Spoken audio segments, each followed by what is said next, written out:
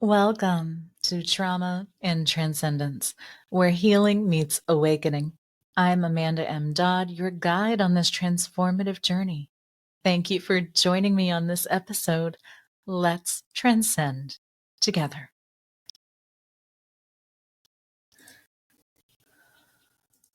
Hello, soulful seekers. Welcome back to Trauma and Transcendence.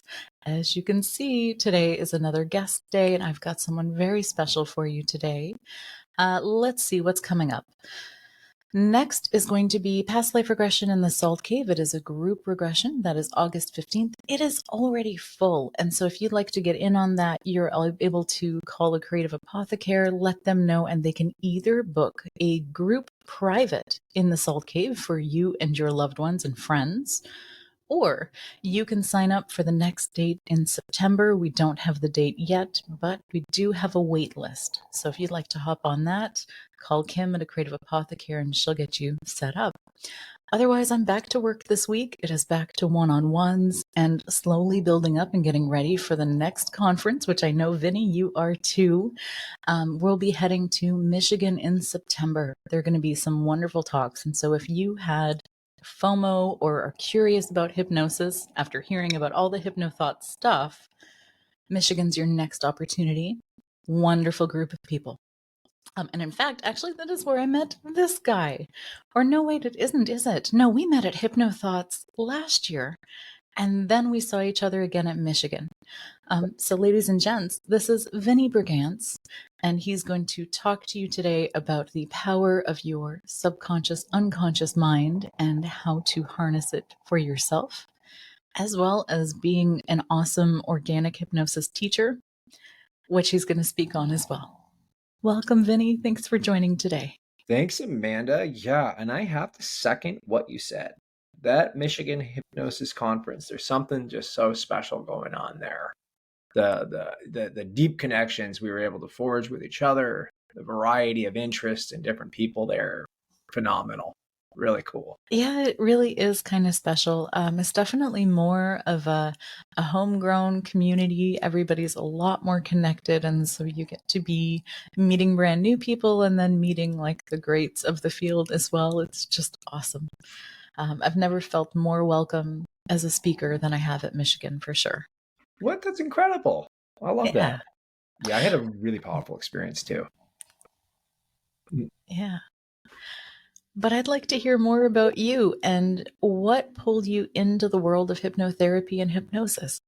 Yeah, so for me, I'm not sure how unusual this story is. My mom actually passed away at 53 and a half years of age from smoking related causes. So, and the story here, just a quick 2 minutes, the full context.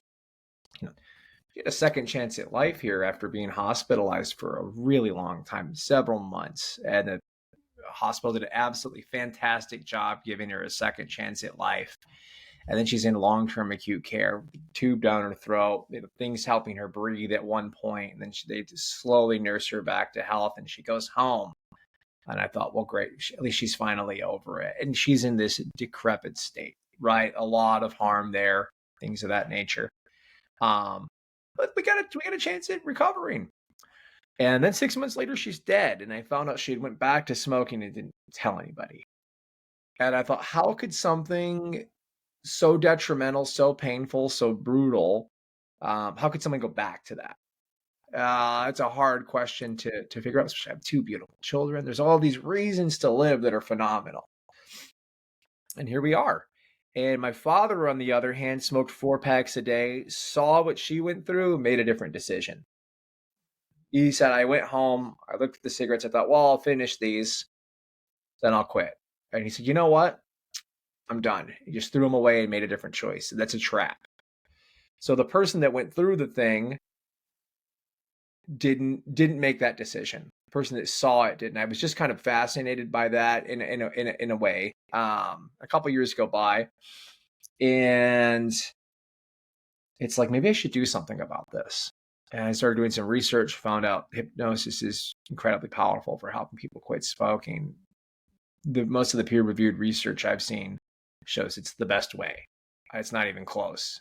And it's not to say that chemical solutions, Chantix, nicotine replacement therapy, etc., can't help, but they're more like aids when we look at it. Like the best effects, even with nicotine replacement therapy or counseling, when you couple it with that, then all of a sudden the effectiveness explodes.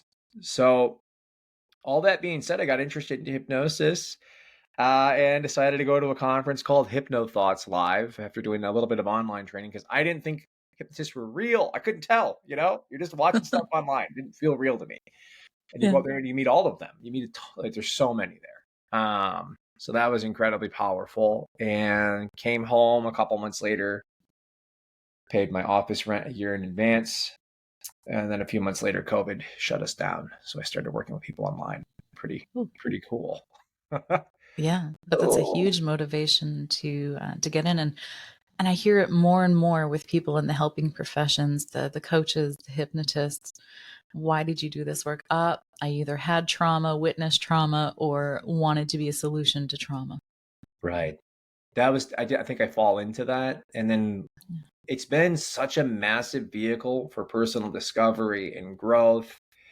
Sort of, we were chatting briefly online. I think the language you might use is more of a spiritual connotation. I've had so much development in that area.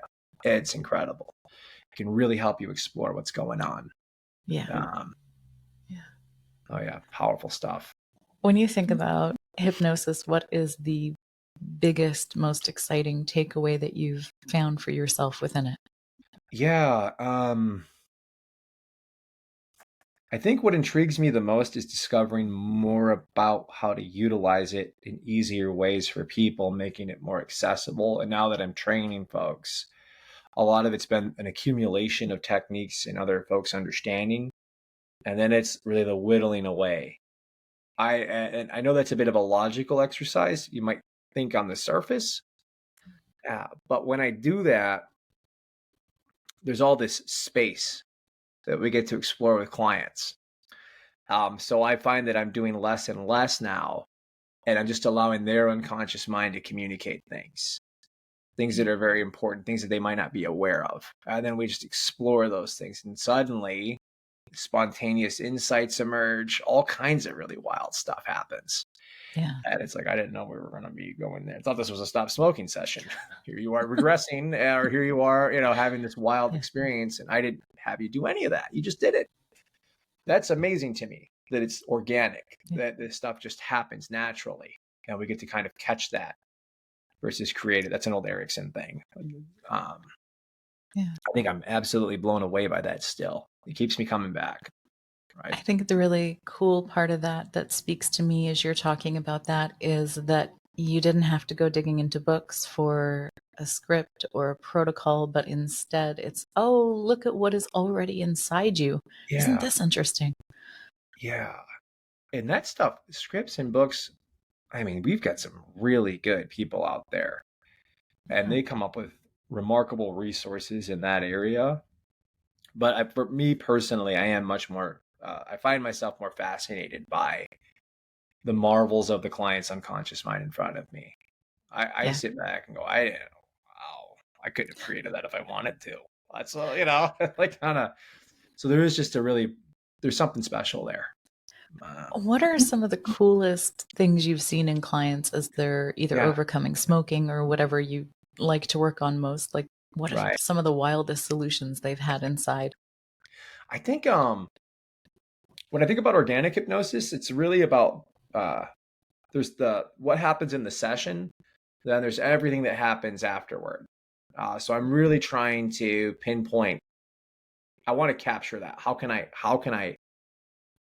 When someone leaves my office, I tell them that's just the beginning, right? The real work happens in the real world as they grow and change. And so someone might be in front of me being quite quiet, and I don't exactly know what's going on afterward. And then they'll share. Were you singing to me? It's like you were singing to me. I'm like, no, I do not sing. Believe me, if I was singing, you'd know. yeah, you would be like out of trance. Like, get this out. Like, end the Zoom call, right? But the majority of the time, it is smokers that I work with, and That fascinates me. I've had people say they had an experience of awe and wonder within themselves. It was like they were at like an amazing concert watching an amazing performance. And like I'm just sitting there being quiet. I love to use silence as a deepener. I love to use space as the most powerful deepener. And so what I mean by that is it's almost like I'm more trying to pull away myself in the session. I really want to give them as much. And it's a bit energetic, and I don't have language for that yet because I'm still kind of discovering what this is. But it almost feels like I'm kind of pulling back and trying to create as much room for them to really be for a while. And when they And have that's, that yeah, space, they can do it. Yeah, go ahead, man. that's very much what we do in the coaching realm is That's we cool. just hold space and we create that safe capsule for people to explore what's inside. And the philosophy in coaching is very much you already have all the answers within you.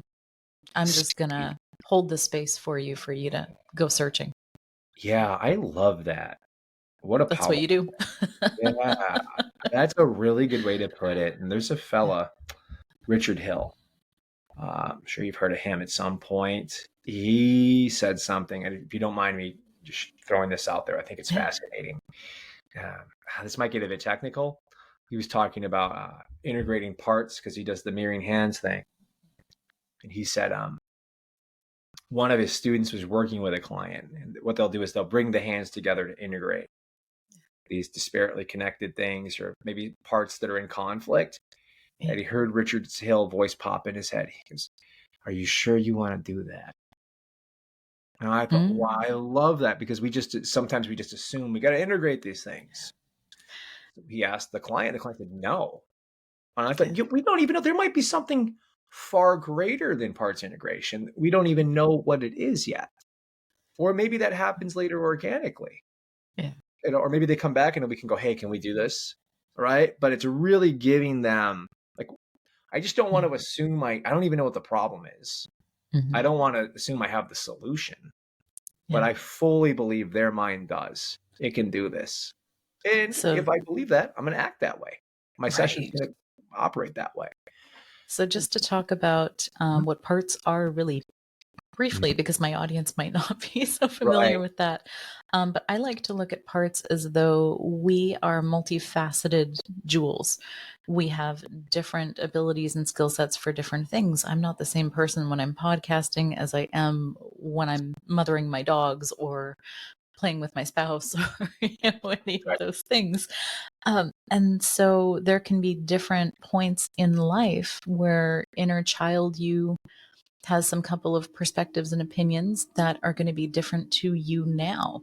And when you feel that push and pull, when you're trying to make momentum towards a goal, like there's something holding you back, often it's going to be a part that's disrupting or trying to protect you in some way. Now, these aren't things to be scared of, they are part of you, hence the name parts.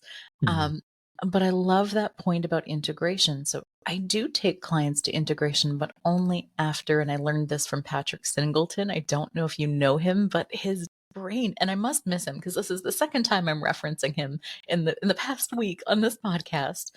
Um, he really gave this beautiful approach of would that part like to grow up now? It's Mm, been in that space, that time for a very long time. It doesn't need to hold on to all those traumas, those difficulties. Would it like to catch up? Would it like to become an equal? Would it like to become an ally for you? And I love that journey. So that's what I take clients through when I work with parts. So I can't imagine not doing that before integration, because yeah, then aren't you just copy and pasting like the programs into another part that didn't have them? really good. I love that. Yeah. Yeah, what a beautiful insight. And I think um, something you mentioned here, uh, the idea of these parts that are in conflict. Yeah. I just kind of stopped seeing it that way, and I think it's because it's similar to what you're saying. It's like it's not really resistance. Yeah. It's just an opportunity to explore and learn and utilize something really important. Like it's not going to just do that for no reason. Yeah. There's genuinely something of value there. And so when I teach organic hypnosis, it is that like the five principles are just, listening. That's the only part of that journey that's linear because it's got to Yeah. come from them. Then it's just exploration. We become aware, we discover, and then we just kind of create that space. And it is very nonlinear. It's almost like an orb. And if you could picture the Venn diagram or whatever, they're all intersecting aside from that one point of like, I've got to get the information from the person. Yeah. That's probably a bit abstract. I don't know if that was No, I'm just coherent or thinking not. for a very But the big logical thing guy, is what you're you're saying. going into It's that, spiritual concepts naturally. And a I Venn just don't want diagram to assume is I know actually a what to part do with that, of right? large It could be metaphysical the most symbology. important part Looks of like who they Vinny's are. frozen here for a moment, but especially when you look at And the spiritual symbols of like the seed of life or the tree of life, you see multiple Venn diagrams over and over. Have you ever seen those symbols? I don't So you naturally see of speak life. it and you don't even know, and I just Oh, love really? it. So I'll send you those later. Yeah, I would But appreciate it. I'm yeah, fascinated by that stuff. I just haven't explored it much. you naturally speak energy. You just didn't know what the It's funny. things were called. And that's a lot of us who come to spirituality and metaphysics. So that's That's really fun. cool. Yeah. Yeah. I feel a bit it's kind of an anecdote, but my students often will be like, "Oh yeah, this is like CBT on steroids or mindfulness." And I'm like, Yeah. "Yeah, it is." And then I like Google it real quick, like, what are they saying? I don't know. Yeah. But I think it's because we're it's the modality on steroids because we're giving the client the room their mind needs to do it. Yeah. And I think they naturally do CBT or they naturally do parts or they whatever it might be. So that might be a bit technical. Is this? Yeah, I don't want to.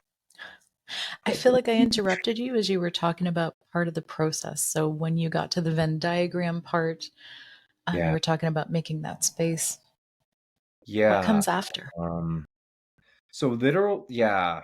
What comes after we create space is it's more about utilizing that moment to moment experience with the client in front of me. So I actually don't know what's going to happen. Yeah. And what I think is very powerful about that is I don't have to know. There's no pressure on me now. Because we can just utilize whatever comes up because for me, it's just an opportunity to learn more. So a lot of folks will say like, we've got to get to a root cause or Yeah. they might have more of a model in their mind. I don't have one. I'm just very intrigued by the person in front of me and I'm wondering about them. It's So very people, intuitive, Vinny. oh really? That's cool. What's like folks will say like curiosity, but sometimes I'm genuinely not curious. And I love it using it's this is a bit of a semantics point, but it's the only way I know how to explain this.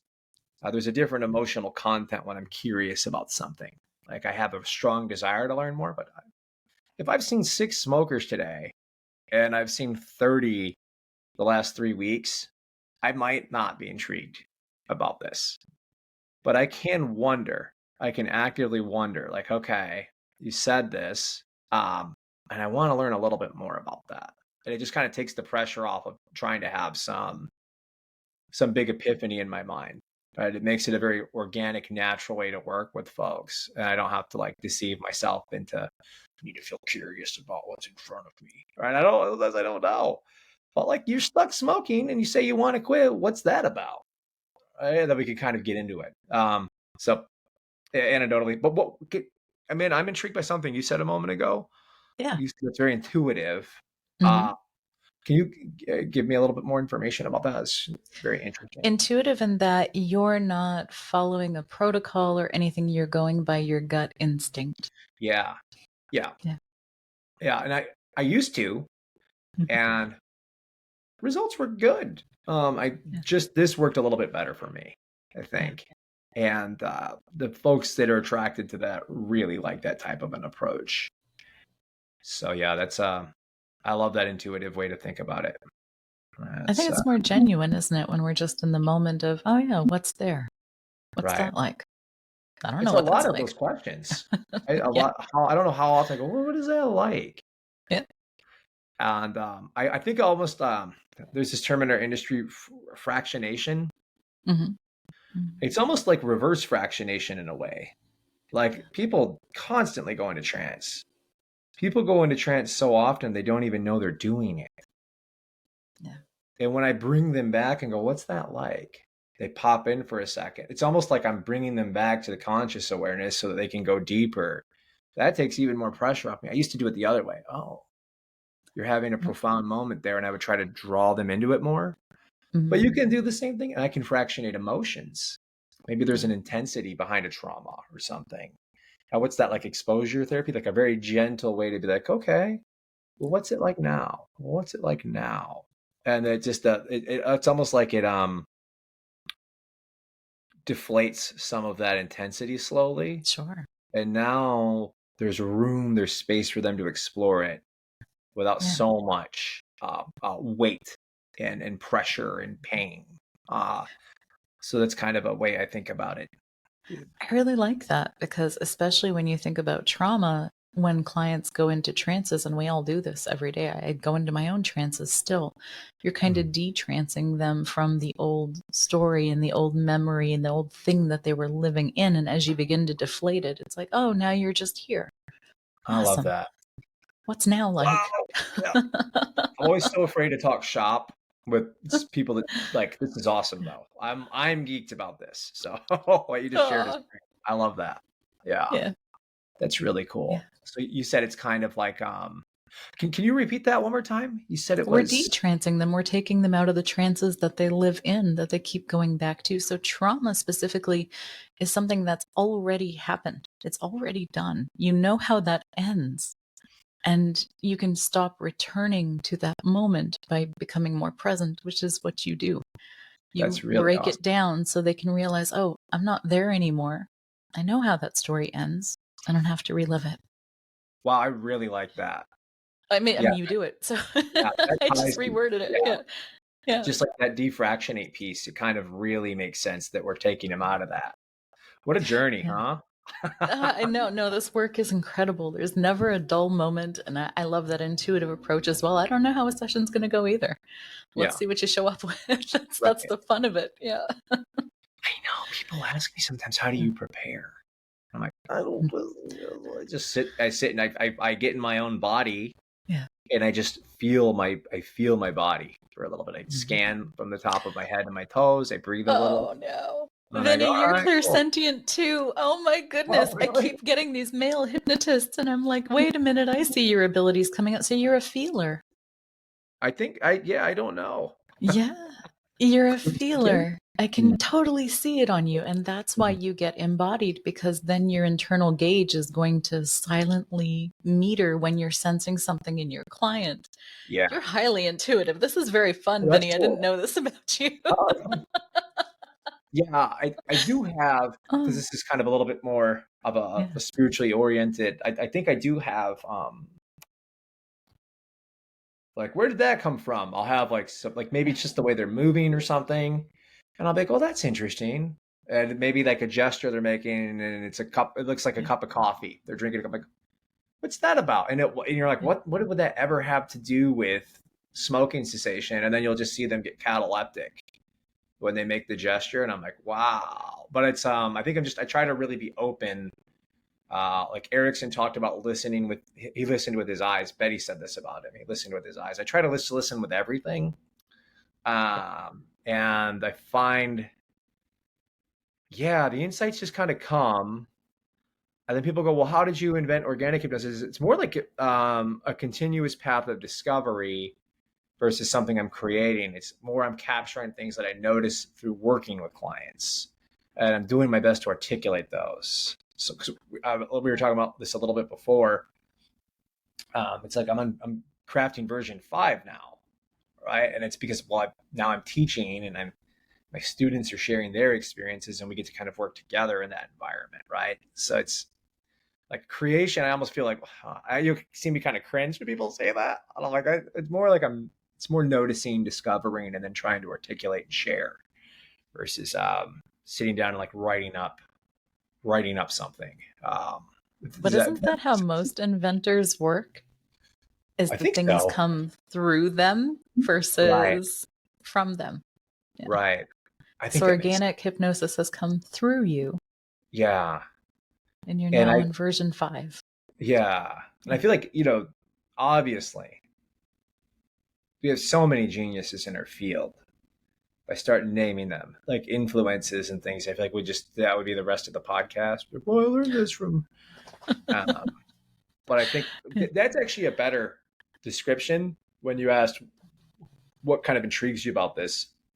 It is more, I think I was kind of articulating it in a much more verbose way. It is just that constant discovery. Yeah. It's wild. You know, we get to shed. I think I'm shedding a lot. But when I go to these conferences though, Amanda, if people are teaching something that I don't use, I want to be there. Right? I Yeah. look at the conference schedule and I go, hey, I'm scared of this. I'm going to go to that. That terrifies me. Let's go. As I just find it gives me almost like a counterexample or something new to explore, right? And then it's like you unconsciously absorb a ton of stuff. Spit out there. Osmosis, there's that word again. Yeah, there it is. Yeah, Oh, really. so you've made a really cool offering for our listeners today. You've actually got a course available. I'm going to have it in the show notes. It's also on the blog page that I feature you on. Can you tell us more about that? Yeah. So, and I'm going to actually add to it, which is really fun. So it's just a free course. Anybody that wants to explore this stuff, go for it. Yeah. There's actual a demo of me working with somebody the first time I ever taught it. So that's years old at that point. That's an old version, but I'm going to upload my talk from HypnoThoughts, which is fairly great. You know, I'm doing the best I can when I teach this stuff. It's 2 or 3 days. What was Usually, your HypnoThoughts topic? So just organic hypnosis. I did a demo of taking the guesswork out of change work. Okay. So I talked for about 5-10 minutes, sort of some of the premises, the theory, how I think about this stuff. But I don't really lecture or present that much. It's more about I want to show folks how just being open, there's so much that can be done very quickly, and kind of the magnitude and the power of that. So it would be a bit odd for me to like lecture at people if I'm gonna like say, hey, whatever I have to say to you, whatever I'm gonna cover is never gonna be as powerful as what you're gonna discover, right? So I'm trying to operate from that premise. So we got right into demo, right? And then we had this lady just had an amazing experience. That seemed really profound for her. And yeah, so they'll have access to that too. Free demo, some business resources if anybody's interested in using this approach and making money. Just fun freebies up there. And really helping people go inward and discover what's happening and maybe make some shifts. Yeah, at the end of the lecture I'm going to upload, there's actually organic self-hypnosis, which is kind of the process I was talking about, that clear sentient you talked about. I think it's just how I approach that. Every time I talk to you, I'm so happy because I get to like write down notes. I have Patrick Singleton here, and I'm like, cool, I get to Google these later. So he's the coolest guy. I don't know, the way that his brain works and the way he interfaces with things is just so refreshing to me. That's neat. So I've enjoyed him, but I think you'll like him too. I think you guys have some similarities that you'll vibe with. Amazing. Yeah. Got a little star by that. Who is a good person to explore your free class? Yeah, I think if you find yourself struggling a bit with clients, like this just feels like it should be easier, it can be, and it will be. But to do that, we have to approach it differently.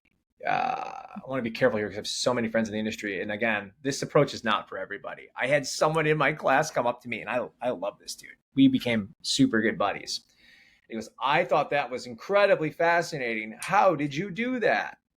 And then he said, I am never going to use that. Right? He was intrigued. He's like, he wants a step-by-step, right? He wants a very linear process. And I'm like, there's tons of people here that can teach you that stuff. You know, that's great. This is different.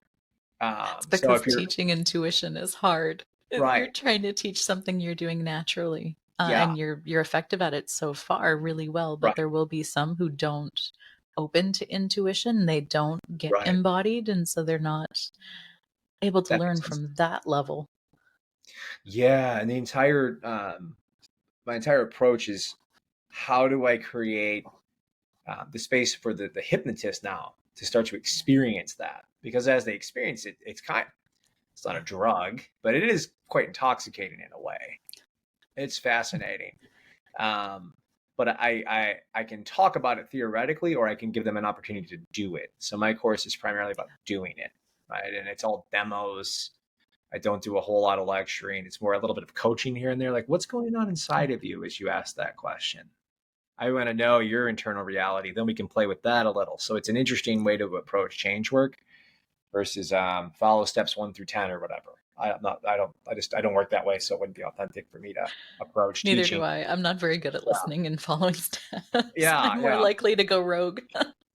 Well, okay. So here's kind of an awesome, and I've trained with some amazing hypnotherapists out there.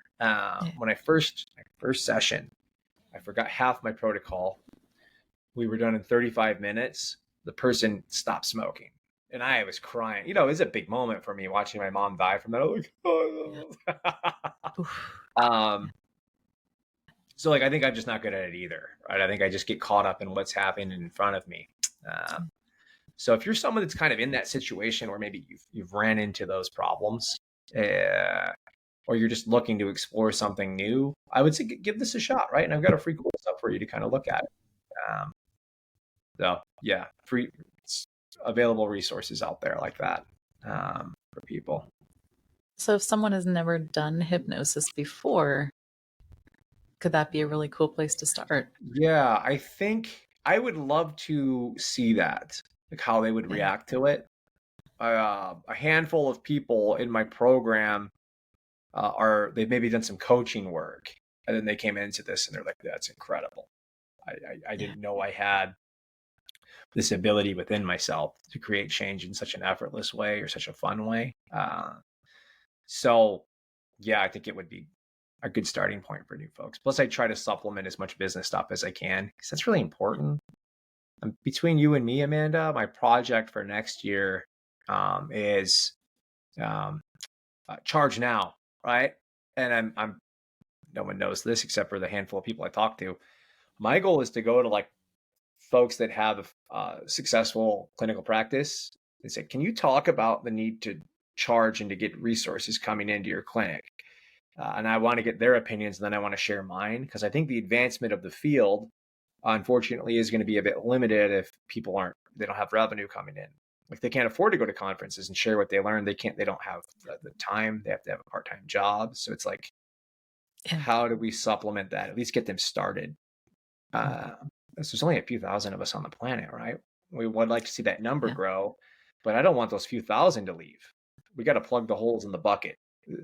Sort of my thinking. And then a lot of them are working a day job, so to speak, because of maybe the health benefits or things like that. So no, they're not as available as they could be. So it sounds like you'd like to really enhance that. Yeah, that's a big thing. So now I'm starting to think, okay, what's the future of hypnosis going to be? What can I do to help support that? And that when I was like thinking through our obstacles, that was a big one that just kept coming up. Like we've got to figure out the business side for everybody. Yeah. Yeah, because a lot of us do come in and we're helpers, we're soul healers, we are deep listeners, we're great question askers. We're not the people who are good at business and marketing. Yeah. Well, you're not kidding. I was so I set a goal to help 1,000 people quit smoking. Yeah. When I got into this, and I thought I was going to do that in a year. Yeah. I'm going to reach that goal in 18 months. I'm going to be in year 5. I had no clue what I was getting into, Amanda. Oh. And I was like, oh, we got to do content. I got to make more. I get marketing, and I have some to go on camera. Oh God. Right. Like I did marketing, but it's more behind the scenes, like behavioral stuff or analytical stuff. I was like, oh no, I gotta be there. But it is a skill set you learn as you do it. And there's a lot of growth there. Like I've probably grown more as a person on the business side, probably equal to this is just all this stuff comes up and you got to deal with it, right? It's like you can't really hide. So in my terminology and ways of describing that, when I have people come towards me and they're like, how have you done what they term shadow work? And shadow work is really claiming the unconscious parts that we would rather push away or deny or avoid. And it's like, oh, become an entrepreneur. You're going to face everything. Yeah. Yeah. You're going to heal. It'll You're gonna be rip the like Band-Aid ripping off off real a quick. really big band-aid, but you're going to heal. Yeah. Yeah. And I Yeah. have to say, there's our community, the overwhelming majority have been highly supportive. Like if I really needed to talk to somebody, they've been more than willing to like maybe give some resources, and I have done my best to sort of mimic that. The amount of like Zoom calls Yeah. I've done with hypnotherapists completely outside of my world, right? They're just like, hey, Vinny, how are you getting clients on social media? Like, well, you got a couple hours, we'll hop on now and I'll show you. I can't tell you how many I've done. And it may sound like I'm this great philanthropist or something, but people did that with me, right? Folks were very kind to me when I started. And it kind of set the precedent that that's how we do this, you know? I do think we all win as we grow together. So, yep, that sounds We really interesting. do have People one of, listening, yeah, stay we really plugged in. do have one of the more generous, compassionate industries that I've ever seen. And I haven't seen this anywhere else at this level. People Me really either. are just kind with their time. They're kind with their resources, their wisdom. It's unlike anything else. Mm, yeah. Yeah. We were talking about that with Hypnothoughts this year. There was Yeah. we experienced an expanding level of genuineness, authenticity, generosity. I could tell you some of the leaders in the industry that I really look up to went out of their way to pour encouragement into me, kindness, things like that. I was like, well, that was awfully sweet of you. I'm gonna go hide over here. I gotta get a little bit emotional. It was very Yeah. cool. Um, I like that you talk about that emotional experience because I've had that same thing.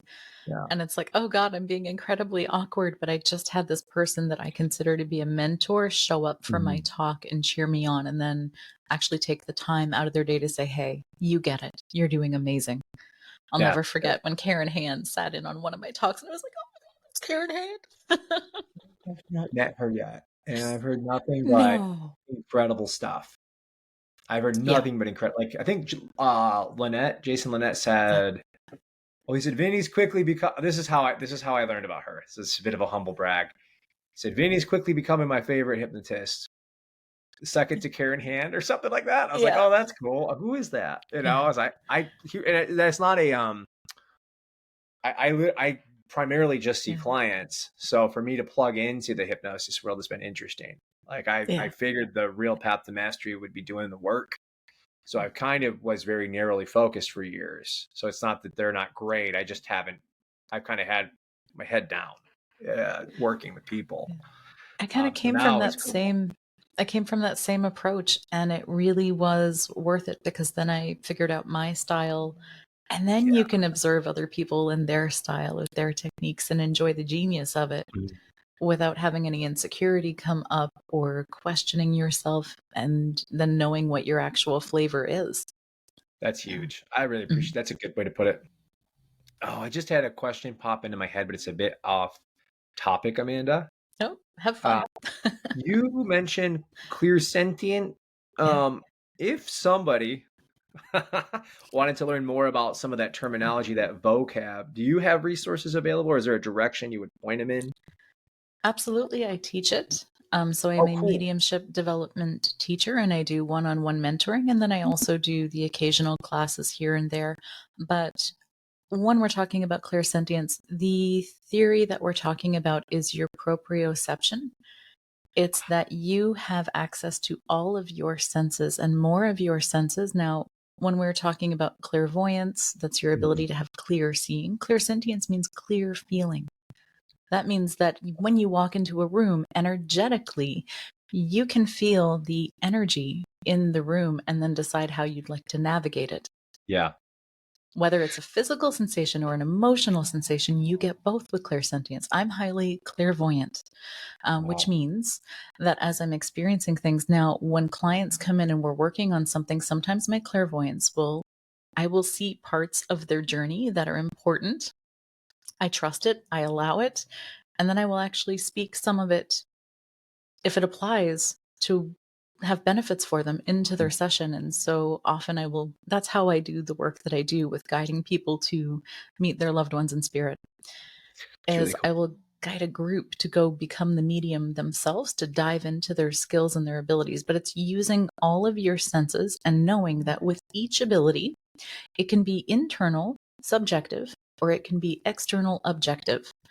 Now, when I'm talking about clairsentience, your internal feeling might be that you walk into a room and all of a sudden you get a wave of anxiety and you're like, why am I anxious? I don't have anything to be anxious about. But that's because energetically you just barometered the feeling of the room. Now, if it was objective, you might feel that sensation on your skin. You might feel the temperature drop change. Right. And we do this naturally, unconsciously all day long. Yeah, that actually describes a lot of what I your experience. life. Yeah, I go in, I'm like, oh, what's going on here? Then it's like, okay, do I Yeah. want to like go crack a joke? Like, how do I Yeah. want to break this? I might do Yeah. something tactical, or I might just say, how are you feeling? Right? I Yeah. might just say another like, then it gives them, Yeah. and I'm not awkward about it, but I want to give Yeah. someone a moment to check in. And then Mm-hmm. you could see they're kind of fidgeting because they don't want to acknowledge that. I Yeah. just give them a chance to go, yeah, that's cool. And then I'll maybe talk about something else. And then it just naturally subsides, kind of. But as a But I think that, clairsentient, that's what yeah, you are. You are an unconscious energy worker who then knows how to transmit those energies. that's interesting. Yeah. Yeah, that's good. I'm glad you said it that way because I don't know exactly what I'm going to do, but I can kind of, Mm-hmm. and I feel that like, "Ooh, what is this? Like, Yes. Yes. because I just wanted, selfishly, I just wanted out of the room. Like, let's have a loosey goose time over here, right? I don't want to Exactly. be Yeah. uptight. And that clairvoyance things are really cool. I haven't Yeah. heard it described that way. That's really cool. Okay. But you do it. And then as you're guiding your clients, when they're going into those moments of, oh, I just went back to when I was a kid and I saw Yeah. this and that happen. Guess what? That's their clairvoyance. They're just seeing it in their imagination. Oh, Subjective. that's really neat. Now, when people I think like of that language. psychics, It's a good way to yeah, put it. when people think of psychics, they expect that we're seeing everything objectively, and we might see something out of the corner of our eye. If you're lucky and a loved one passes, you may see a full body apparition. Those are a little more rare, where you're seeing your loved one's whole form. But typically, it's inside. It's in the imagination. That's neat. Different way of looking at it, but Yeah, that's what it that's is, good. and I we think all have it. yeah, But I think that's a you, helpful. sir, are a feeler. Yeah, just over here feeling. Consciously, unconsciously, doesn't matter. Yeah, I love it. It's yeah, that's really helpful, and I think it helps. It maybe give me a different way of thinking about some of the information. I just assumed this probably just a different way of looking at it. It was like, okay, well, I've done like Paul Elkman's, the show Lie to Me. Paul, okay, there's a show on Oh, Fox. lie to me. Yes, yes, I Yeah, do. so That it's was based good. off an actual Harvard uh, psychologist, I believe, Yeah, and he went to these remote tribes and analyzed certain facial expressions and found that there were these 6 or 7 that yeah, are across all cultures, regardless. So it's not socialization per se, or like yeah. he's really trying to isolate the variables. Short story long. I did his thing back when it was a bargain. It cost me like $80, and I did all of his trainings. And Oh I thought, man. so I was just out of curiosity at the time. It was like this show was awesome, and I wound up looking into it. Um, and I was like, well, maybe I'm just doing that, picking up on little subtle expressions that people have in general. But I think, regardless of what's happening, Yeah. the ability to do both of those things, the micro expressions, and this is a bit of a leap for me because I don't know. I think it does come down to sort of being able to, for me, kind of level set my internal reality so that I can have that open experience. So I can see how that ties into clear sentience, right? Like Yeah. it's more about me calming down my internal reality to be able to like absorb more information or energy or whatever it is. Or fun. just to hear how your body's responding, because we've got that natural lie detector inside. So when Yeah. you are getting embodied, you're taking that first breath before you start with the client. You're really getting present. You're like, what is my baseline before I start reading theirs? Yeah. Yeah. Yeah. I And don't then want to when theirs muddy is up. off, you can feel it. Yeah. Mhm. That's it. Yeah. I don't want to muddy up their experience. Right. I'm Yeah. curious about them. Yeah. Right. This is awesome. Sorry. Well, I can ask you questions all day. Let me interview you, Amanda. Let me know when you start your Cool. podcast. I'll be Yeah. there. That's what I'll do. Perfect. Now I really want to do it. It's awesome. No, I'm serious. I'll be there. Yeah. Just like different approaches to change work. I'll just Yeah. come up with some clever title for that, and we'll have all you cool people on. So if somebody is listening to this, they're not a hypnotist. They haven't done any of this training. They don't work with clients, but they're curious about the power of their unconscious Mhm. mind. How would you guide them? What's something you want them to know? Yeah. So a trap I fell into that was similar with martial arts was, well, what's the best one? What's the best approach? Where should I begin? And the problem, it's kind of like client work. You genuinely don't know, but Yeah. you got to get started. All right. You got to, at Wing Chun, there's this concept of building the bridge, right? Building the bridge to your client. Yeah. You have to start with the bridge, right? So I would say, I have free resources up, which is a great place to start, but there's a ton of folks like that out there Yeah. that have free resources. So just dip your toe in, right? Do it. And then understand that if you go, you have a buddy and you want to mess around with them a little, that's kind of how I started, right? I wanted to kind of like play with some of the stuff I learned. My spouse is the ultimate guinea pig. Yeah, yeah. That's where the real learning is anyway. It's that it's in the application. So get a couple things under your belt and go do it. Go play with it. Go explore, and don't be so hard on yourself about not being one of the greats in the industry the first time you work with somebody. Like there's a lot of learning involved, and the more you can be open to that, the more fun you're going to have, the richer, the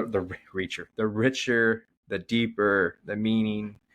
All those experiences are going to be very powerful for you. I'm convinced that it's almost dualistic or like a two-way street. As I explore this phenomena, I become so much more aware of what's going on inside myself. It kind of forces you to. And I think that's a very valuable growth, right? It's like, it helps me become a better father, helps me become a better husband, a better friend, because we all have these little blocks in our awareness. And so I think as we grow, it becomes a lot easier to help other people too. I've noticed that me slipping into that clear sentient state becomes easier. You don't slip into it. You're just Yeah. there. Yeah. Right. It's just Kind of embodied. settle. Yeah. Mm-hmm. I remember when I first started working, and it might have just been the approach too, just kind of conflicted with who I am naturally. But it's like, okay, I really got to nail this pre-talk. That's a technical term before you start a hypnosis session. A lot of hypnotists will do what's called a pre-talk. They're trying to help that client get ready to go into hypnosis. I guess it's a way to put it. And maybe help them develop new beliefs that might be helpful, which I don't do any of that stuff.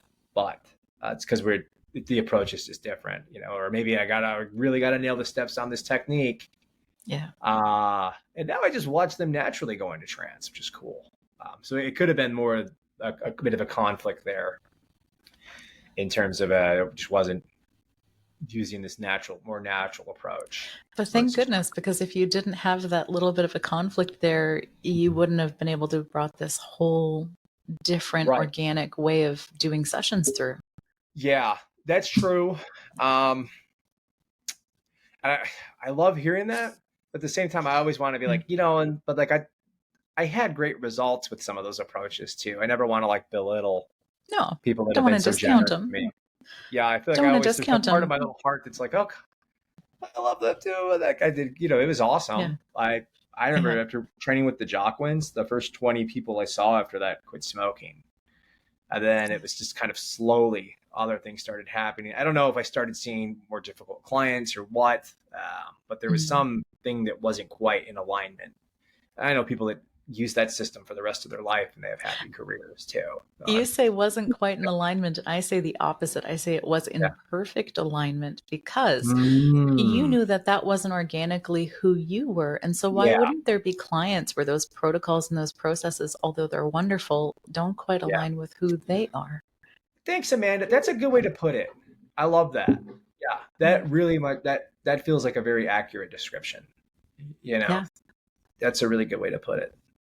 It just wasn't, yeah. And ultimately I want to see my students' personalities come through. Like I sort of encourage them to like use this approach, but then become aware of all the things that they don't like about it and really take those seriously, ask questions. But at some point, my expectation is that they're going to develop their own methodology, their own way. That's what Erickson said, right? He said, develop your own technique. And then what did we all do? We all started saying, that's right. And started mimicking him. And it's kind of funny, He said, don't try to imitate me. And that's how we start, right? We're playing. Yeah. But it is kind of funny how his whole message was like, no, it's in you, right? Yeah. Like figure out what that is, and it's in your client. It's just kind of a humorous thing with him. Or like Ericksonian language patterns. You're like, well, he didn't use Ericksonian language patterns, but there is something. He was. Right. Yeah. He just was, right? There's nothing wrong with learning that stuff. I like, that guy's a genius and all the, I think that is kind of an interesting thing, that the meta principle here is that there's so much inside of us to explore and inside of our clients. Yeah. The rich, deep learning, Oh. And maybe that's it. Maybe it's not that we loved the Ericksonian patterns as much as we loved seeing Erickson be himself and be authentic and congruent and genuine. Yeah, I would say the only difference between what you'll see in my HypnoThoughts demo between me and an actual session is I'm probably doing 3 times more stuff because I don't want to bore everybody in the room and I don't want them to trance out too as they're watching me, that would be the only difference. It's really just, there's probably more space in an actual session. Yeah.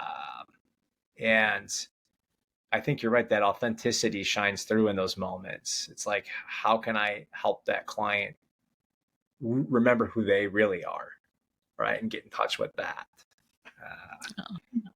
Whereas I could fill the space with stuff, or I could just kind of keep it open. So yeah, I love that, Amanda. Cool. So now you're currently spending your days 50-50 teaching and seeing clients, or what does that look like? It's probably still more 80-20, maybe more still client oriented. Awesome. Yeah, I'm kind of in an interesting place right now because I want to transition into, once I help 1,000 people quit smoking, that's the goal. And just helping 2,000 people is awesome, but it doesn't excite me the same way as reaching that milestone. So it's like, okay, do I want to train 1,000 hypnotists and help them each help 1,000 people? Well, then we've helped 1 million people. That's pretty cool. So I'm kind of finding that next goal. And really, Amanda, for me, teaching just kind of happened. I kept having hypnotists reach out to me. So they would see my testimonials and go, how are you helping people quit smoking? Yeah. And I would answer a question privately or shoot them a video or hop on a Zoom call. And I was like, maybe I should just record these so they're up. It's funny, if you look back at my early YouTube, it's just me like, yeah, here's how I think about it. And then it became, hey, yeah, well, if you want to just learn from me, I'll show you, right? It's kind of a thing that, like, it is an offering that naturally evolved. So I'm thinking I probably will. I'm going to keep that part happening. I just haven't quite decided what it's going to look like. And I think maybe partnering with other people in the industry that are educators would be really helpful. So maybe we can use some of their stuff too. Yeah. I hear you say it was accidental. There were just opportunities. And for me, that's very spirit led. That was. Oh, nice. And I really feel like we have those things. Like, it wasn't my intention to go and be a medium out in the world. In fact, my thing was the opposite. I avoided it for most of my 20s. And by the time I got to my late 20s, it's like, this thing is unavoidable. I'm just going to deal with it now. Really? I'm just going to, yeah. But there were constant Cool. little intersections in life where it's like, oh, here this thing is again. Here this thing is again. I guess I better just start speaking about it. I guess I better just start sharing it. And I think we have those in life. I think there are things we're destined to do. And for you, that was organic hypnosis and sharing it, because it became unavoidable no matter how Yeah. uncomfortable you might have been at first by the thought of a modality coming through you. Yeah, Yeah. definitely. And it was a lot of, and I have to say, um, it's like it kind of happened quicker than I would have anticipated. Like I didn't Yeah. necessarily have interest in teaching. It's kind of cool. And I really admired teachers. There's so many cool, charismatic people in our industry. Like, yeah, I really like that person. Um, but it just kind of, like you said, it felt a bit unavoidable at some point. And beyond that, it's I think there was a need for it too.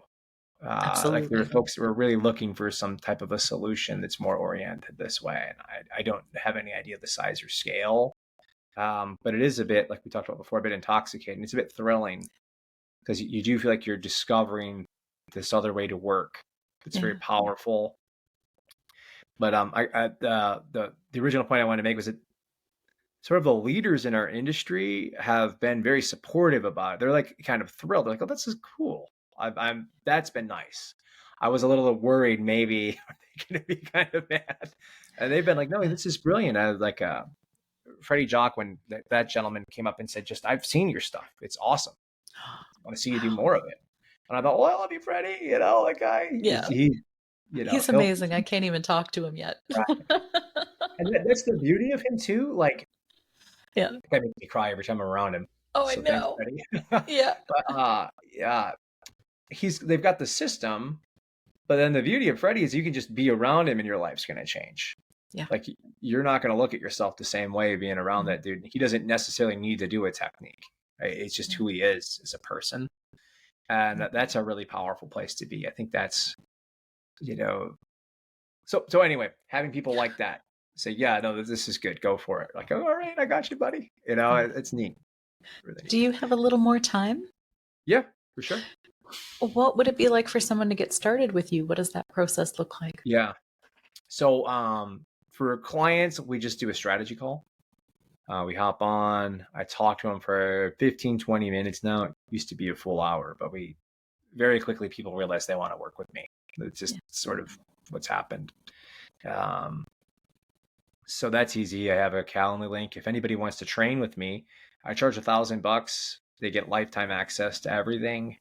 They can Yeah. come to all future trainings. So as we continue to evolve the modality, they're along for the ride. So I try to keep the price point reasonable. That's And incredibly modest, is what I will yeah, say. It's yeah, incredibly modest and generous. yeah. And I've been looking at when you're going to be teaching next, because I may just hop in. I've been Oh, looking at it nice. and measuring it out. Yeah, that's really Yeah. cool. So I think 9/7, we're gonna do 2 days, then I'll probably do a third day on another weekend. Yeah. Um, and then I do kind of go out of my way to check up on my students. I look at their social media. I offer suggestions. And I know I am giving a lot, but I think Yeah. that's how you do it, Yeah. right? And once they're out there just crushing, we don't have to market as much. It's kind of what happened with smoking cessation. I think I built around 40,000 followers on TikTok. And then I helped a couple doctors quit smoking, and now those doctors refer people to me. It's like, this is a sweet thing. On the front end, there's a lot of goodwill and there's a lot of energy that you're just kind of putting out there. Same approach here. You know, I used to charge $50 to help people quit smoking. Now I charge 1,000. So it's Mhm. like, but you build that over time, Yeah. and people are happy to pay it. Whereas when I started, they would argue with me about $50. Like, I'm sorry, I got to do something. Yeah. I So was I so know desperate. I No. know that now you are the stop smoking specialist, Yep. but who else do you see? Primarily smokers. I have some folks that came in for social anxiety. had some weight loss, which is pretty cool. Yeah. But I don't even necessarily think about it. That's just the language I have to use for people to understand what I do. I have to have some sort of a presenting problem, but realistically, I don't particularly care what the issue is, because we're just going to explore and learn about it together. All right. So that's kind of a neat place to be. It's not so much about quitting smoking. The majority of our sessions turn into something else entirely. Yeah. If you, a brief anecdote. Yeah. I remember this amazing person saved up for 3 months. This is when my fee was up to $575. When people say, "Yeah, I'm going to save up and come back," you go, "Okay, that's great. That's probably not going to happen." Well, she did, and I didn't realize she was like cleaning up bedpans and stuff. I just didn't have a lot of money, so it took a while. And she came to me, and I did my level best. I mean, I went so hard, traditional protocols, things like that. I thought I nailed it. She contacts me the next day and says, "Vinny, I'm really having trouble. I'm hurting." I thought, "You gotta be kidding me." So I hopped on. I didn't even know this at the time. You can do calls over Facebook Messenger, like video calls.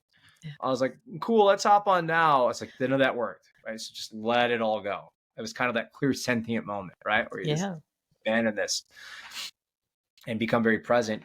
And I just said something like, "What's going on? You want to quit smoking? You're having trouble. Tell me a little bit about that." And what she said had nothing to do with smoking. It was my daughter said something on social media. It hurt me. And then we explored the shame, the guilt, how she wants nothing more than for her daughter to love her, but she feels like she's failed in so many different ways and beating herself up. And this journey, 35, 40 minutes, me just being quiet. Right? This was the moment when I started to see that there's something else really going on here. And from that experience, I was able to say, okay, well, I still was more in a hybrid place. That person went on now, runs marathons, raises money for children's hospitals. So the thing that was killing her is now saving the lives of other people and our most vulnerable, our children, right?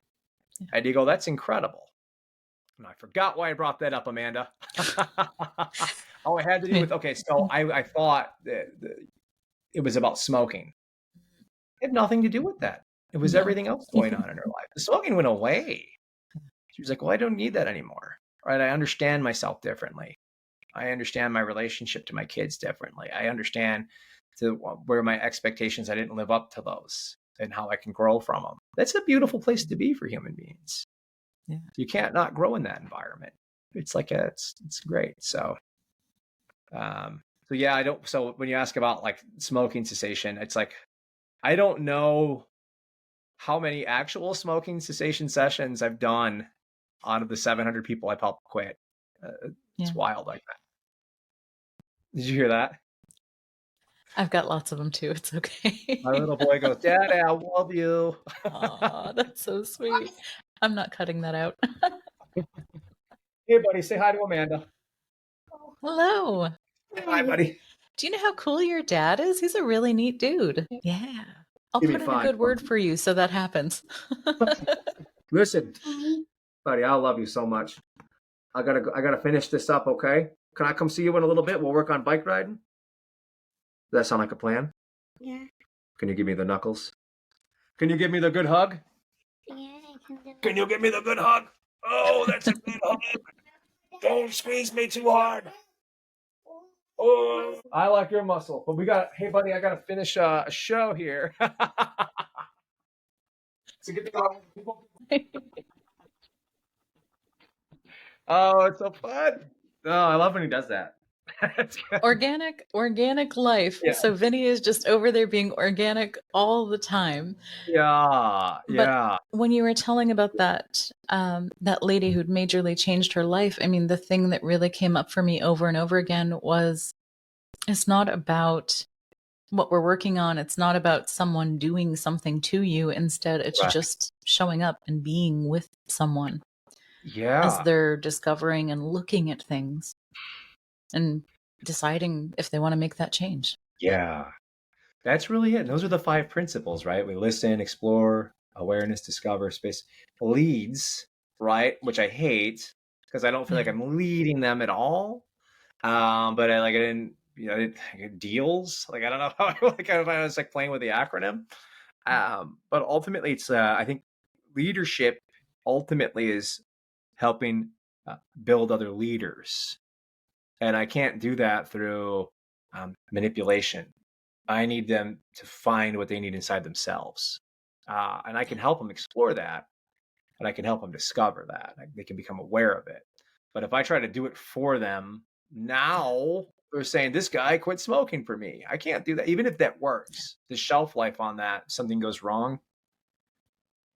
I watched my mom die from this thing. Mhm. I'm not interested in being the hero or the guru. I want them to be the hero or the guru in their life. I want them to be the wizard behind the curtain. Right. So that's sort of the approach and the thinking behind it. It's more, yeah. So like you're saying, it is like about showing up and being with them so that they can discover them parts of themselves, versus me maybe having like a cool thing to say. It's fun. And it feels good. I feel charismatic. The old ego gives me a big pat on the back. All right. But with me and client work, I want the lowest amount of that possible. And I really want them to find these parts of themselves and start to utilize them more effectively. I think that's brilliant. Yeah. That's a good way to put it, Amanda, just being there. Yeah. If I try to lead them, I could be wrong too. I don't think so. I don't think so, because the more I look at it, the clients always have their own solutions, and it's always the best solutions. They know themselves better. They know what they need. They just need that space, that time to arrive at it. And that's what you do. Yeah. So, I said that poorly. What I mean, I could be wrong. If I try to guess what they need, absolutely. Yeah. Then I feel like my margin of error could only go up. Yeah. But if I really let them find what they need, we just figure it out together. Well, how could I feel anxious about that? How could I feel pressure about that? It's just going to be the experience. And I one more thing, if you don't mind, I'd like to share. It's almost I'm like good. I'm good for the ride. Cool.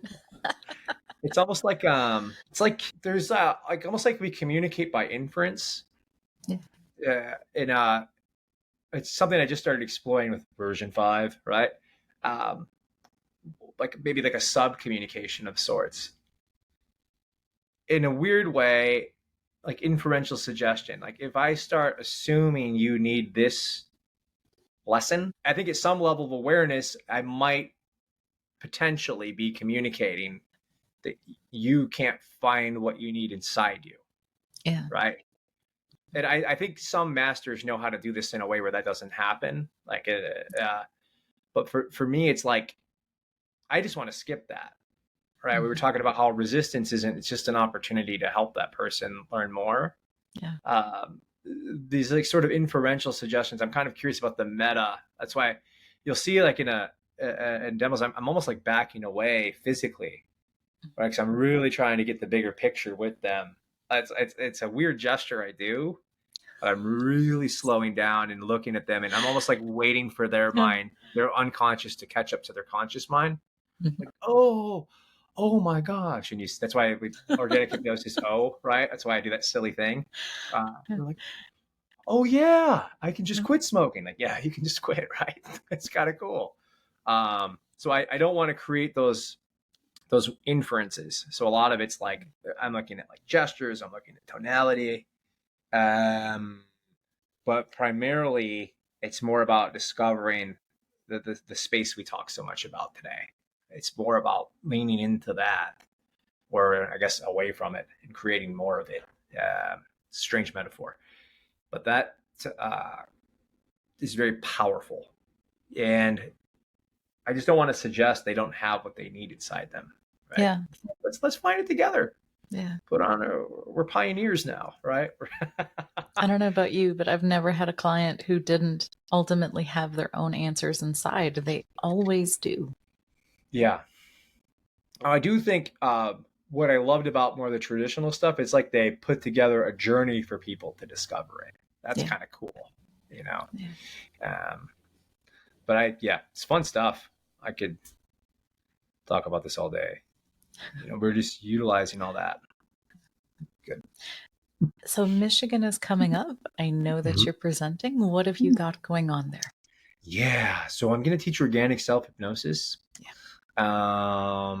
I gave people a taste at HypnoThoughts because someone asked, and we had 3 minutes. So I figured let's give them a wild little journey. It was really fun. So I'm going to go more into detail. I think I've got a full hour there, and it's more of a workshop approach. It's highly experiential because, again, I want them to actually do it, get a taste of it. So we're going to go through that, how I've utilized it to get in way better shape and to really get in touch with some of this more subtle phenomena we're talking about, and learning to sort of explore my own inner reality. Yes. Sort of the approach is based off that. So I'm going to walk through how I do it, give everybody an opportunity to experience it, and then we're going to sprout wings and fly out of there by the end of it.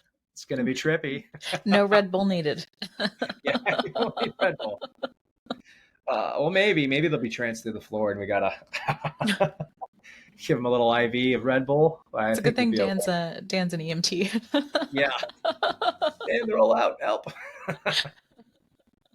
Yeah, it's gonna be fun, and it's just a really simple practice. I don't do more than 2 or 3 minutes of self hypnosis a day. It's really a simple process. I usually do it in 20 to 40-second intervals. That is just kind of really getting in touch with stuff, sitting with it, and coming back. And I'll show folks how to manipulate that phenomena too. But we do it in a way that's very gentle and very, what's the word? Well, it just really works. Well, it's really fun because it ties in with the way we work with clients too in organic hypnosis. Right? It's a lot of non-judgment. It's a lot of just really sitting and experiencing and feeling. Yeah. And then on the back end of that, they get to, it's cool. The more you do it with yourself, though, I think it does help with clients. You get to, you're just much more adamant about, like, no, you're going to be fine. Like, I know this is scary, but let's sit with it for a moment and see what happens. What I'm hearing is a lot of a somatic journey happening during the sessions too. Do you highlight that? Because it is a very somatic experience. You're guiding them to what they're feeling, what's happening in the body. Oh, there's tension there. Yeah. Well, what else is there? Yeah. Yeah. I just figure it all comes from the unconscious. Like, I don't stub my toe and then go, "Hey, toe, you're supposed to hurt now." I go, "Ow," Yeah. So what causes that ow? Right? There is stubbing of the toe, that's causal. But like the brain and the nerves have to do something. And I'm not making that happen consciously. So if there's something in front of me, as soon as I'm aware of it, I can start to use it. Right? I can back into it that way. Yeah. And so if there is a tension, if there is an emotional state, if there's images, whatever happens spontaneously, well, that's a vehicle. That's the way in, right? Yeah. So I just kind of, I do use it that way. Mm-hmm. And anybody that's had a good massage knows how you feel afterward, and that lasts a while. Yeah. So I think ignoring the body seems a bit, I just don't know why we would do that. Right? It's such a powerful vehicle for change. Societal conditioning, but I'll leave that alone. Yeah. I think Watts talked about that a little bit, how we're kind of divorced from the body in the West. Yeah. But I can see that. Yeah. And it's like, it's not all just here. And when you make these changes, you should feel something too. Like, how many times if I couldn't tell you, you hear like Tony Robbins say something really inspiring and you feel it for a second, but then it becomes like an intellectual, like a platitude you repeat, and it doesn't have the same impact. Well, the feeling is what you really like, though. That inspiration, you're like, wow, it really can be different. And you could start to imagine it. Like, that's a powerful thing. Versus, just like a really cool saying or a quote. It's can lose some meaning. Amanda, have you ever had this? You're working with a client, they have an insight, and then spontaneously, they start sounding like a self-help book, but it's different because it's coming from them now. Right. Yeah. I'm like, have you read? Because I've read some of those, and I'm like, have you read this? Like, no, they've never heard. I'm like, that's cool. Yes. So within QHHT, the Dolores Cannon method of past life regression, we do past life regression, but then we move the client into the part where they have the opportunity to bring in higher consciousness. Now, some people call that higher self. And I've also seen this in other ways as well. And I hesitate to bring it up now because that's a whole other rabbit hole to go down. Okay, gotcha. Yeah. But it allows the client to show them that, yes, you are this cool little ocean in a drop, but also you have energetic ties that always go back to the ocean. And so you can use that energy to bring forward insights and things that you need. And so with a QHHT, I'm never telling the client what they need. But when we get to that higher Yeah. self part, they have questions that they'd like to explore. And then I help bridge that connection. And then their higher consciousness energy is coming through and saying, oh, she needs to walk more. She needs to get out. It's just, and it's all these things that clients know consciously, but maybe haven't really connected into the right place in the puzzle of their life. And so because it comes through them and it comes through that higher energy, it fits and they're able to snap pieces together. So you are touching on that organically and naturally. And it's beautiful because we all have that potential when we just get out of our way. And so you I know love that. exactly how to lead them to get out of their way to get there. Yeah, that's huge. I love how you describe that. Like they know it, even consciously they know it, but yet Yeah. there's something stopping them from connecting to it. And once they Yeah, have there's this like an experience, intrinsic thing happening inside that they know it, but they can't place it. Like it doesn't I snap love that. into the puzzle. Yeah. It's so good. That's really good, Amanda.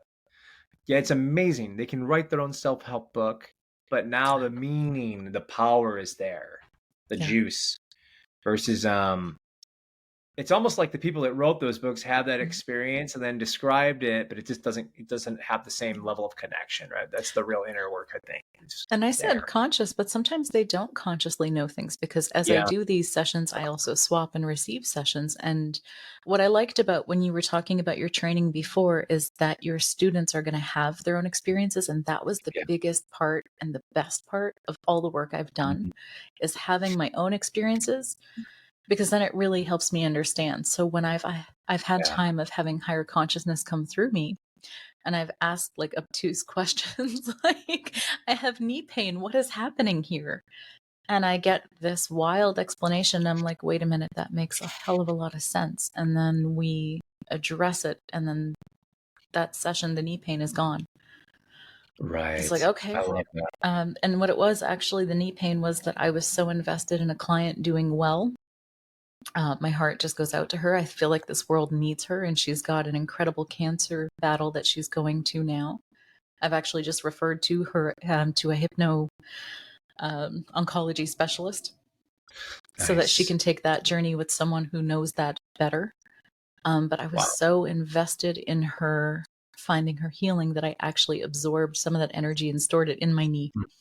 Not helpful. But That's having, fascinating. I know it is some really, you've never explored that. And when you're ready, let me know. We'll have some cool journeys. Yeah.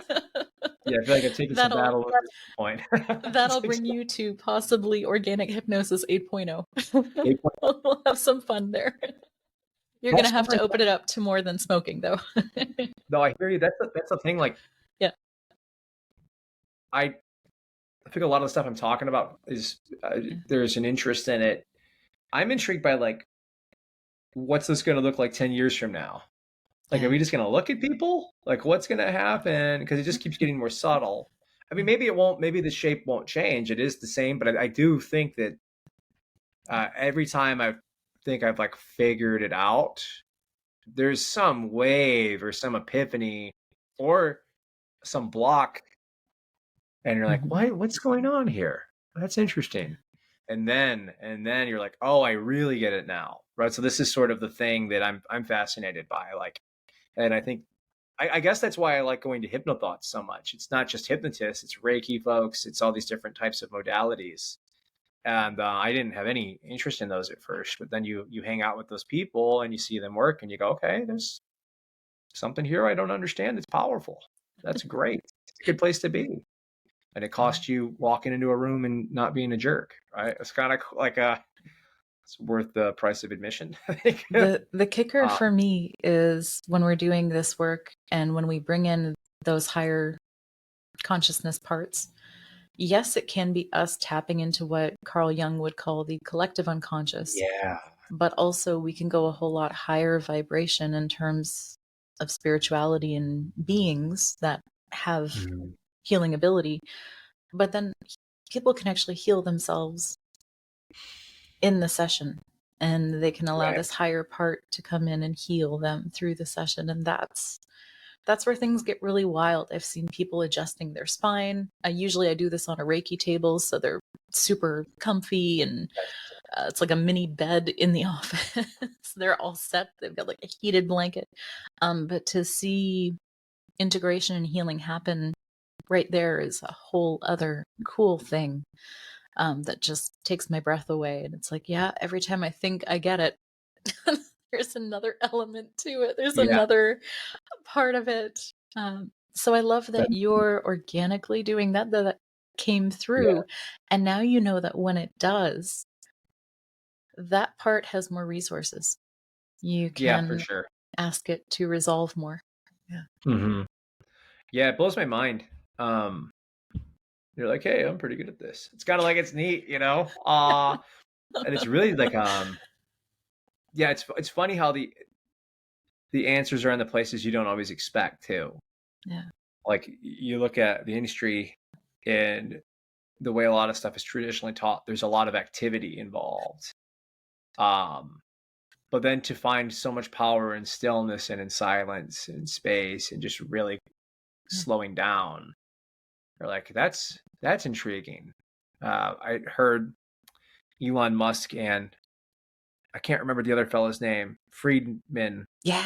Who's like Lex. an MIT robotics. Yeah, Lex. Yeah. He's a cool guy. Yeah. He's the guy that I like listen to his stuff and I remembered Elon, but not him. It's ridiculous. I think it's called the Lex Friedman podcast too. Anyway. Yeah. It's a good one.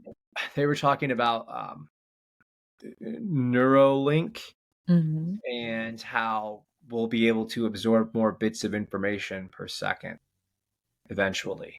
Yeah. They were talking about like how much we naturally absorb. And I thought, that's fascinating.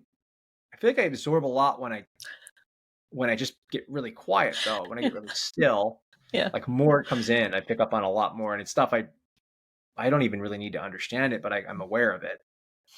And I was like, that's a really trippy. I was just fascinated by that. I'm like, hey, Lex, you don't know me. Can we talk? I want to give you an experience, buddy. Like, see what you think. I think you'd blow his mind.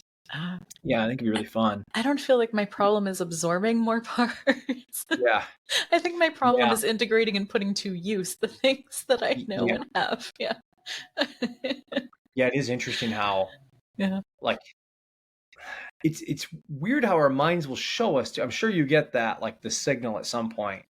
Yeah. Like, oh, and it's a lot of times it's something you never would have expected within the context of the session.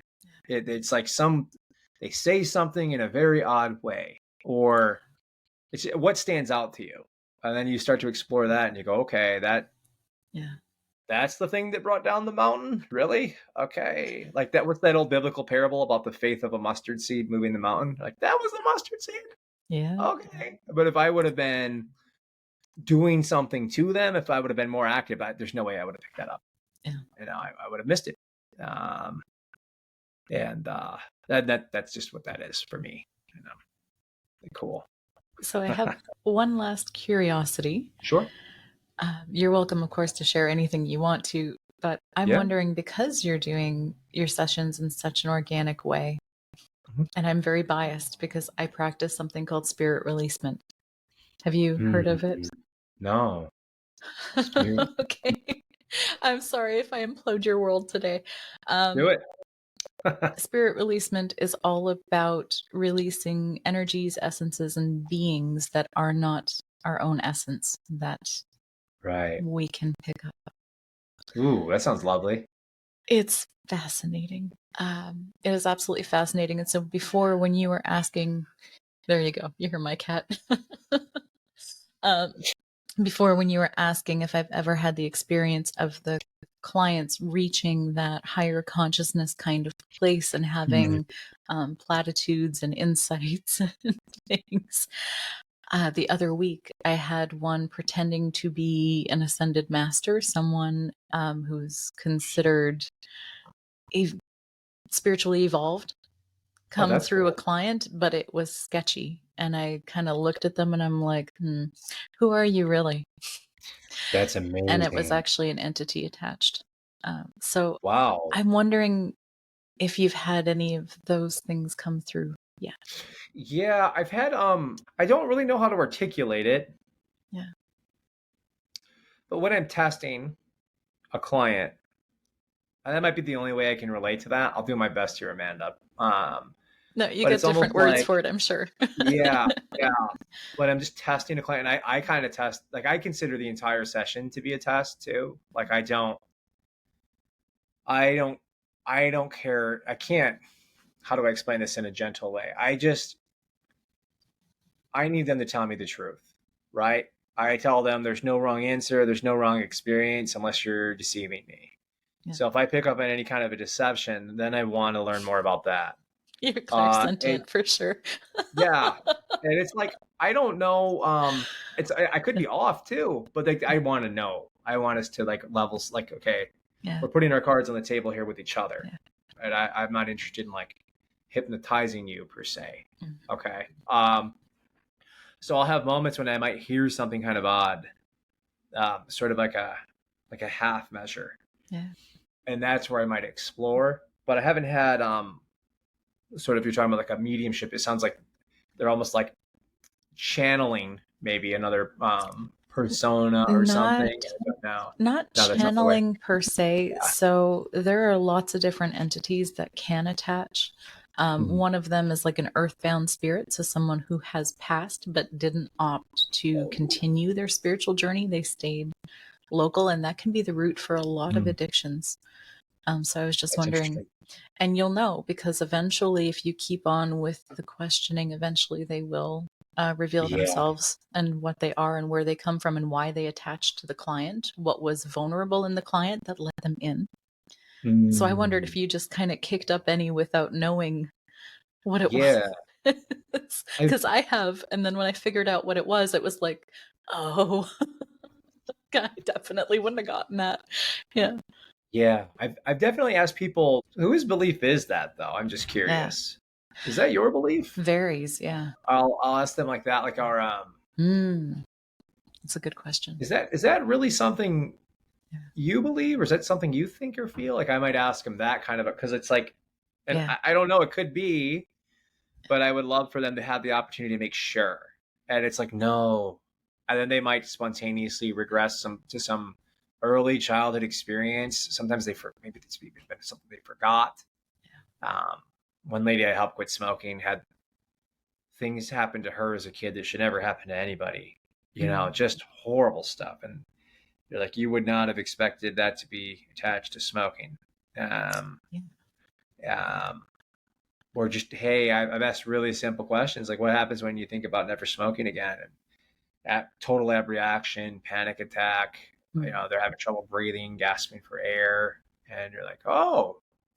And I don't know if that's what you mean by like, Yeah. I don't know if that's necessarily an entity, if that's what you're kind of what you're thinking, but I know that Mm. we've got something very important that we need to deal with now. Yeah. And it's more just kind of sitting with that and kind of helping them work through it. But I think you're asking the right questions in terms of, is that your belief? Is this coming Yeah, from you? Because if yeah, you've been through the session and this doesn't make sense, and you're like, that seems like out of left field, what is this attached to? I think yeah, eventually you may actually start to encounter some. But again, I yeah. work from a very spiritual frame. So I've had a lot of exposure and opening to that. And maybe I you like that. haven't in the same way. So it looks a little different for you. Yeah. But I was curious because, yeah, I don't do many smoking cessation at all. Oh, I'll have the interesting. odd one or two. When my spouse wanted to quit his 20-year tobacco chewing, I was like, great, who do you want me to refer you to? A man, a woman, who do you want? This will be fun for me to pick. And he's like, no, it's you or it's not. And I'm like, oh, shit. Yeah, Really that's wanted him to cool. quit. So I did. And as I was taking him through his session, it was a 2-hour session. There were some childhood parts, but the kicker for me that really opened me up to, there's a lot to this, was he actually had soul loss. There was a part of his soul that was cast off from trauma in his previous marriage that he'd lost, and he was using the tobacco to stuff. That was like a moment for me. And it's like, okay, there are spiritual roots to things like addiction. And while I don't do much, occasionally I get those fascinating hits and waves. Yeah, I do find addiction fascinating. Because it's so like detrimental to folks. They feel completely powerless. And then with a few insights, it's like they're just not doing it anymore. Like they learn a little bit, they explore a little bit, and suddenly, like I'll even ask folks. Today, someone asked, I can't. What was the question? It was in the Jockwin Facebook group about. Sorry, let me do a quick little piece of research here. Sorry for the dead air here, my friend. I can cut this part. It's okay. Cool. She too stressed and using it as a crutch. Yeah. So they did the session and the client said, well, I'm stressed out and I'm still using it as a crutch because of stress. I guess this doesn't relate the same way. I thought this related a little bit more. Yeah. But it's kind of like, why would your mind ever develop another way to handle stress if you're going to keep using the same thing that you always have to handle stress? Yeah. I don't think that's quite the same thing as soul loss, but I think it does give him an opportunity to regain that strength. And I'm really into the journey after the session. So for me, it's like the healing's just starting now, right? We did a bunch of work. We blew all this stuff up. You're going to keep having insights, right? You get to have this journey for the rest of your life. It's pretty special. Yeah. And you get to share these more dynamic parts of yourself with people. What a gift. But the healing doesn't start. Yeah, exactly. Yeah. Yeah, that's good. I love that. But like the healing doesn't start, we think we see our hand get cut and we go, oh, it's starting to heal now because you see the blood coagulate, the scar, the tissue, and then maybe you have a Band-Aid on it or whatever it is. We go, okay, now the healing started. But the healing started the moment you were hurt. Yeah. Right? All the resources are rushing to the fore. So it's like we've already started that. It's already started. Yeah. Right? We're the white blood cells. I've never used that metaphor before. So go with me, folks. Now who's channeling? But the point is like, whatever happens after today, that's just healing. That's just an opportunity for you to learn more, for you to discover what's going on. You can quit smoking with cravings. You can quit smoking with stress. You can quit. You're way more powerful and dynamic than whatever that is. And it's your body discovering that's you learning that, right? So it's like, how do I leverage everything after the session? Yeah. I think that's why I have I don't have a lot of second sessions. It's not because I'm the master of this thing. I want them to become the master of their life, right? Yeah. And so I help kind of position things that way so that they can start to experience it differently. It's about the journey afterward. I think and so it's a little bit, I don't know if that's kind of like maybe like a soul recovery. I'm sure you could see me trying to like orient to it. But if you don't mind, soul loss, what does that kind of, is there a description for that or a little bit more context? I'm very curious. So soul loss is a very shamanic principle. And it can happen at various points. It can happen through deep trauma. It can happen at a moment where someone thinks they're not going to make it, where they think they're going to die. And it's like our souls are kind of a fractal. So the larger approach for me is that we're all from source, whatever you want to call that. Yeah. We're all, as I mentioned before, the Rumi quote, we're all the ocean in a drop. Yeah. Eventually we all go back to the ocean. But the soul itself, its nature is that it can divide and split and get lost or be stolen, and that we can reclaim it and call it back. And so in a moment of severe trauma, as an act of preservation, he had discarded part of his soul to appease this other person so that he could survive the nature of the relationship. Yeah. And he didn't realize that was gone, and that he was just stuffing that tobacco in his lip to fill that part of him that felt missing. That's So good. I guess you could say we kind of regressed to root cause. And I'm like, what are you stuffing? What are you filling? And he was like, oh, there's a hole. That's good. My soul is missing. And that wasn't something I asked. I was like, Yeah. I was surprised as he was. Oh, okay. Can we get it back? That's cool. What do you need to have happen for it to come back? And Yeah. to clear it and to clean it, to make it pure, bring it back in. So there's like an integration. There are lots of really cool, if you're interested, and I've started a whole rabbit hole for you. Yeah. No, there it's are some super fun. resources I can send you. Cool. Sandra Ingerman is a really cool shamanic teacher who speaks a lot about soul loss.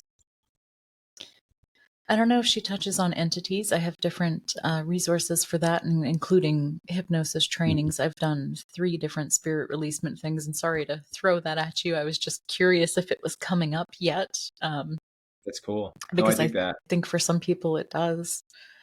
Yeah. So those are the ones that'll find me, because I don't do the smoking stuff. But if that's what's at the root of it, they're going to be like, she's weird enough to know this is where And if it is everything else, they will come and work with you for that really organic, natural session using the natural abilities of the brain that we all have.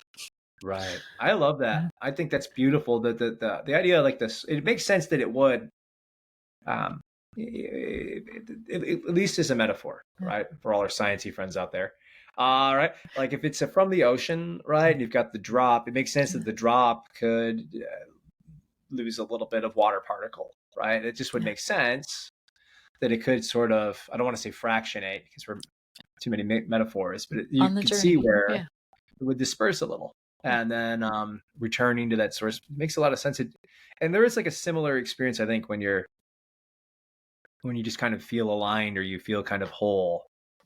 It's like you can really connect to everybody easily. You can just kind of see yourself in them in you. And that's a very powerful place to be. Right? There's just like, why would I judge that person? Like, I don't, right? Similar situations, I might have made that choice. I would hope not. But I don't think judging them is going to help right now. It's just interesting. That's a very fast Rumi. I've heard that name, and I have been really bad about looking into some of these folks. So I've got a little bit here. So, I warned you. This is what my listeners do. They keep paper and pen and resource rabbit holes. And I gotta tell you, a lot of speakers, first-time speakers, were touched that I took notes during their session. Yeah. And I was like, hey, they're like, they expressed that they had some admiration for me. And I was like, look, I'm here to learn too. Like the moment I think I'm Mr. Hypno Man, I'm not going to grow. Like that's not cool. Like we want to find this. We want to find the extreme. We want to find the ultimate. And if I'm going to die on some hill, I don't think that's going to help. So yeah, this has been awesome for me. So selfishly, I've had a great time. I do too, but that's what I aim for when I have guests on. It's very selfish. It's people I want to talk to who I know are doing wonderful work and that I'm going to have a good time with. Because I don't get paid to do this podcast. It is purely fun, so I make it enjoyable. Yeah, it's a blast. Now you got me. Like I got to go do this. I am sorry. No, I mean, I got to do a podcast. I got to start. Oh, yeah. No, you're going to love it. Yeah. It's going to be cool. It is, and it kind of continues. And I'd hate to get to the point too where I can't learn from someone else. That's my point where I should be stopping then. Yeah. Well, I think Kellner Jim said Yeah. something I really liked. The last little thing we hopped on with Dan, he said, well, learning from the new people too. And I was like, that's true, because there's so much power in fresh eyes, like the uninitiated, Yeah. because they might ask a question in a way and you're like, oh, you have no idea how good that's really good. And they're just trying to get a hold of something. Their mind's trying to get, like, they want to get a container for it to understand the concept. And you're like, but the way you asked that, Yeah. that was genius. Thanks. And then it opens up a beautiful rabbit hole. And I was really thankful Jim pointed that out, because sometimes we do look at Yeah. those that have maybe like a little bit more of a standing, that have been around a while. And my God, you talk to somebody that's new, or maybe they're from a sports background or something, and they have a different way of seeing it. And you go, holy smokes. Yeah. Can you give a lecture? I'd like to hear more about that. Yeah. It's neat. So I know you said you've got class coming up in September, and then you've got Michigan. Anything else noteworthy that you'd like our audience to hear? Yeah, I do want to put together a 2-hour self-hypnosis masterclass. I'll probably wait till after the conference. Awesome. And that will be just over Zoom. That'll be digital. So I'm thinking probably I'd like to do it before Thanksgiving. Yeah. Because there's a lot that goes on with in-laws, right? Is your email list the best way to sign up for that and to know when it's coming? Because I don't want to miss out. Yeah, I would just add me on Facebook, and I will do it on email as well. That's a good option. So I'll broadcast it everywhere you find me. But definitely, I think that's an easy channel. Although I think Gmail does kind of suppress some.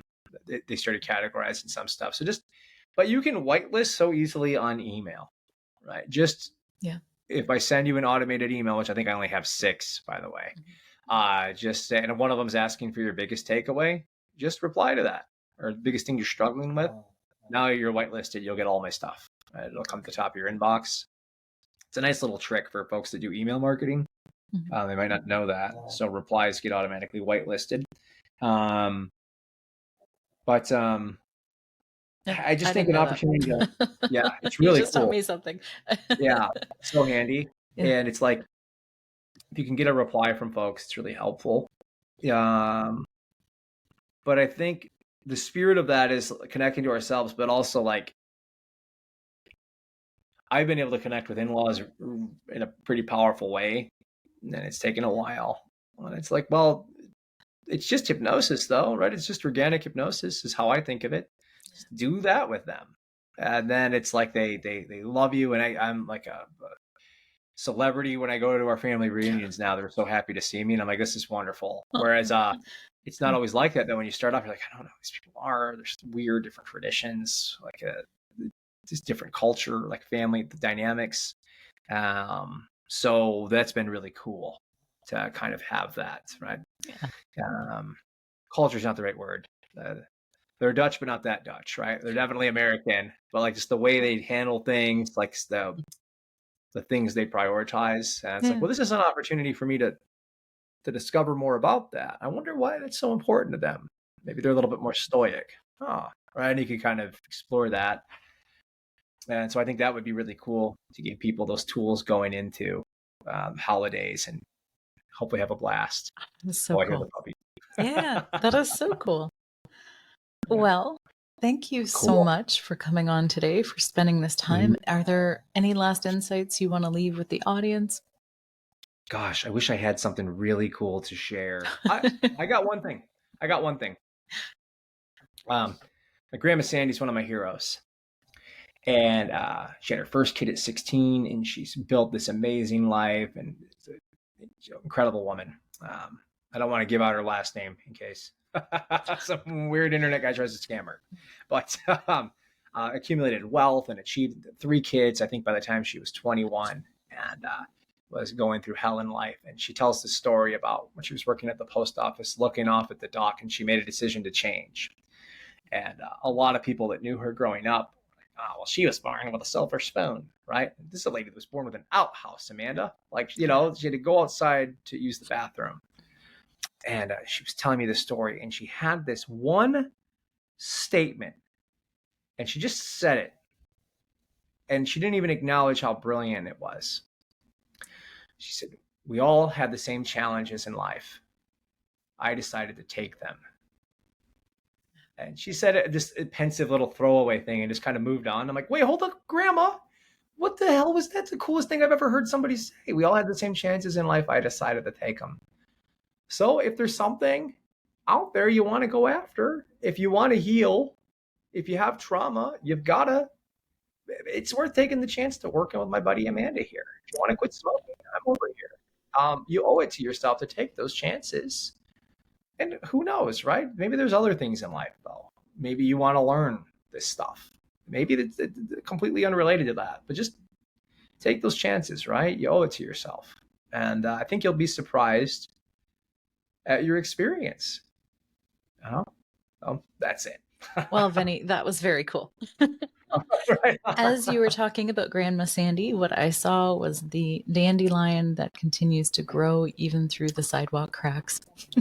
That's beautiful. Yeah. Yeah. She's a beautiful person. I love her. I'll have to share some other interesting stuff with you about her. I think she would be more open to this. She's she's intriguing. So we'll have to have a chat, Amanda. So your clairsentience is hereditary? Is that?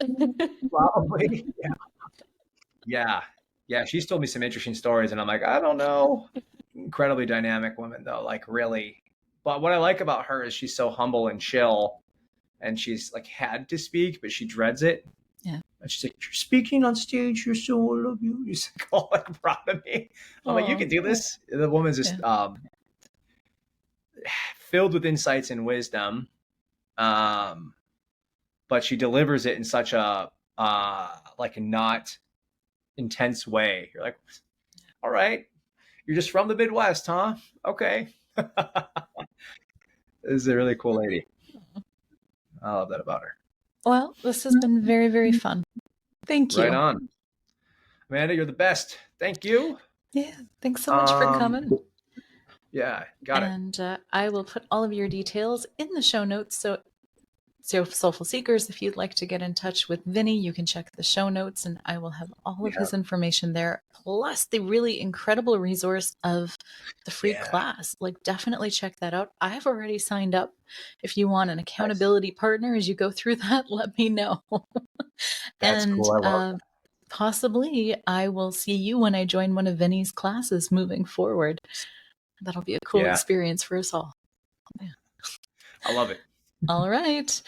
Stay healthy, happy, and inspired. And remember, healing happens together.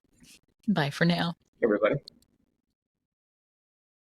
Thank you for joining us on this transformative episode of Trauma and Transcendence. Your stories matter. I would love to hear them and from you. Connect on our website, healingbeyondtrauma.com, or drop me an email at amanda@healingbeyondtrauma.com. Remember, healing is a journey we take together. Until next time, stay connected, stay inspired. This is Amanda, wishing you bright blessings.